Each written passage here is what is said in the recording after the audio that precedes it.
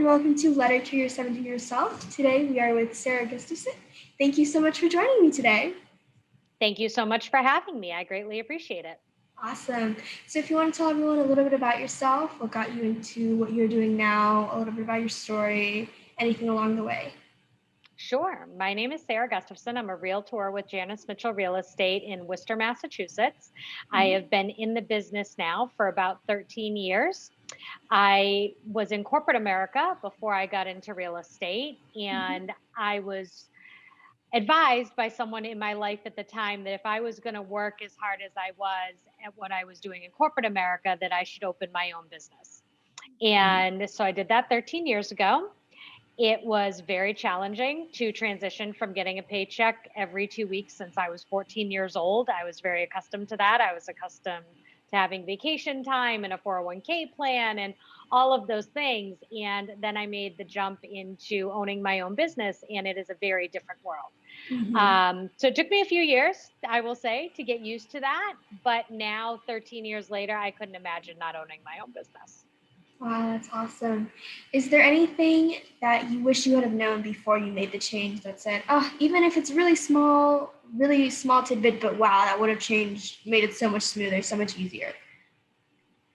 I think yes and no. I think I wish I had been a little more prepared for what owning my own business was like and had looked Mhm. at doing a business plan earlier on in the process. And I think definitely I would have wished I would have spoken with an accountant about owning my own business and what that looked like prior Mhm. to learning that as I went. Mhm. Because when you own your own business, it's a very different set of tax forms. There's different entities that you can have set up that protect you and help you with taxes. And unfortunately, a lot of that stuff I just learned along the way as I met other business professionals who would mention, how come you haven't done it this way? Have you thought about doing this? And I said no. So then finally, once I found a really good accountant, a really good financial planner, and a really good estate attorney, they helped me really solidify everything in my business. Wow, that's awesome. So, as you said, it's been about 13 years of owning your own business. What are some of the biggest lessons that you've learned that you would like to share on to other people who might think of starting their own business? Biggest lessons that I've learned is there will be plenty of naysayers along the way, Mhm. and you have to learn to not listen to those people. You need to surround yourself with people that support you and believe in you. That is number Mhm. one. There is no one in my life at this point that is negative influence on me. Everyone around me is more successful than I am. They are people that I learn from daily. And Mhm. I love that because they inspire me to keep going forward. So I would say definitely be very cognizant if you're going to own your own business, search out the people in your community. And also, networking groups across the nation have been huge for me so that I can get different perspectives from different people in different areas. And really surround yourself with professionals that can help you grow and help you learn. Because when you own your own business, many times you can feel like you're on an island and that there isn't anyone else understanding what you're going through on that particular day. But I can assure you, there's always someone that understands what you're going through on a Yeah, day to day basis. definitely.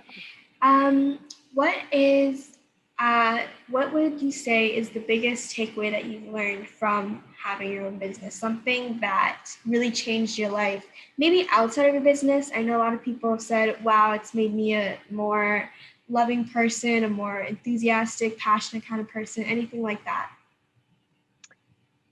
Definitely confidence. Yeah. It has definitely increased my confidence in myself and let me learn to trust my intuition and Mm-hmm. know that I do have a plan and a purpose in this life. And regardless of what society says is conventional and we should be doing at certain stages in our lives, we all have our own path. And Mm-hmm. when you figure out where yours is and you get on that path, it is a beautiful, beautiful world. Definitely. Yeah. What would have you had said to your 17-year-old self? What was your plan when you were 17 and starting? And then versus now, what have you said? Hey, you are not ready. This is something that you should have right now that's going to help us so much more in the future. My 17-year-old self, I don't know, is all that much different than myself today. I would say she was also extremely adventurous. I did not follow a traditional path in life. I did not go to college, graduate, buy a Mm-hmm. house, get married. I went to college for something that I was not passionate about at all, engineering to be exact, and I left halfway through because it was not where I belonged, and that led me to traveling all over this country, having jobs, living in a variety of different states. And I'm really glad that I did that. I had a hard road because I didn't have my college degree, without a Mm-hmm. doubt. But I don't know that I'd change all those experiences. What I Definitely. would say to my 17-year-old self, though, is don't take it all quite so seriously. Mm-hmm. There's so much pressure that you have to conform and to do things in a certain order and achieve certain milestones at certain periods in your life. And you don't. We all have a separate path, and you've got to find yours and find what makes you happy and keep chasing that no matter what anybody says. Yeah, that's really important. I agree. What would you say to other 17-year-olds? Maybe they don't want to go to college. They don't want to follow down the traditional path. They're not really sure what they want to do, but they know they want to be on their own business, anything like that. Experience as much as you can in this life. Yeah. There is so much to experience in this life, from Mm-hmm. places to go, people to meet, mentors that are going to teach you things in unexpected ways. You just don't know. I'm just going to share a very quick story, Mm-hmm. but I was in a very different industry when I was in my early 20s. I worked in genomics in California in marketing, and I had the most amazing mentor slash boss of my lifetime. And I've told stories about her for 20 years. Now, 20 years later, she's in a different industry. I'm in a different industry.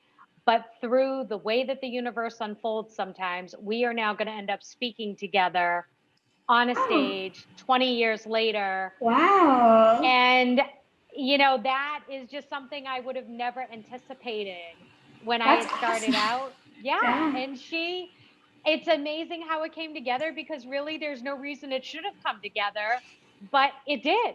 And Yeah. now I have this fantastic opportunity to be back with someone that has inspired me and taught me Mm-hmm. so much, both personally and professionally. And we get to now do things that we love together and help educate people on other topics that we're both passionate about. So Wow. you That's just so don't cool. know. Uh-huh. Yeah, you don't know where your life is going to take you or who those people you meet are going to lead you 2 years later. And that'd be my other one little tidbit of advice on that. Never burn a bridge. Never, Mm. ever burn a bridge because you never know when people are going to come back around in your life. Wow, yeah, that's a really cool story. Life can give us all kinds of surprises. Wow. It As sure you does. said, yeah, you said you've experienced a lot. What is the most memorable experience? You said you're the mentor, but is there anything that was like maybe something you went through or something that you had done that was like, wow, I'm gonna remember this for the rest of my life. Whether it's a lesson or Oh my anything like gosh. that. Well, they're your best days ever, right? So Yeah. you got to know when your best days ever are and keep track of Hmm. them Yeah. because you don't get a whole bunch of them. Sure. So you really have to be present. Hmm. And one of my best days ever was witnessing someone else have their best day ever. And I have quite a few best days ever myself, things I've accomplished.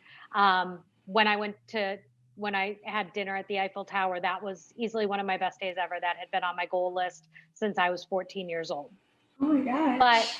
recently, this past week, my dad, who inspires me tremendously in my life, he accomplished something that he had been working on for over 45 years.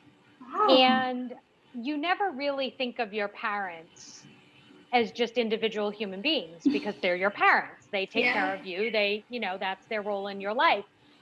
But he sat at dinner that night and looked at me and said, "This is one of my best days ever."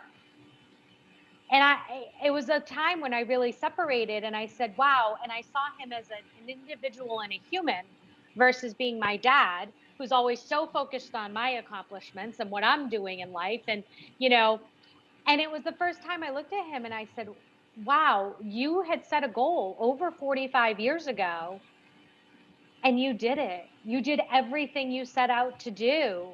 And there were all the naysayers and the people that said it couldn't happen. And to be with him in that moment when he was having his sense of accomplishment for his best day ever, and to be a Mhm. witness to that was, now it's one of my best days ever because I got to be present with him for that.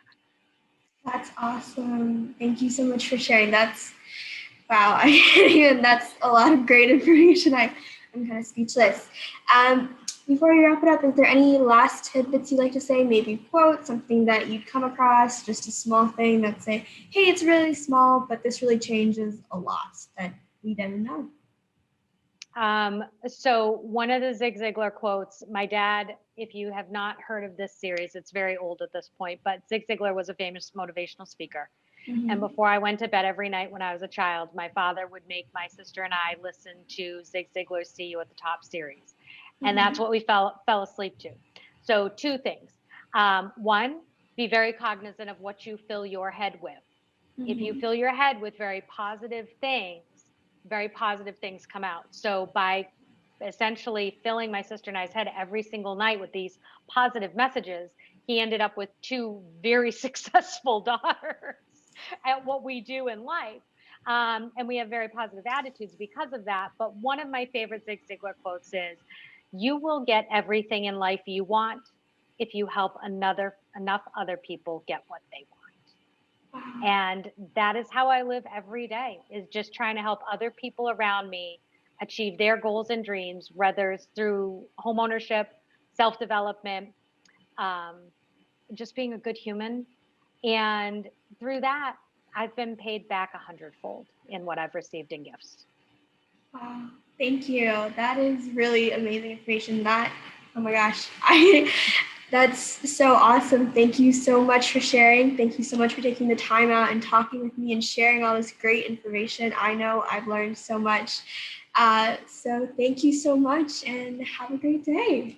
You are very welcome. Thank you. Bye.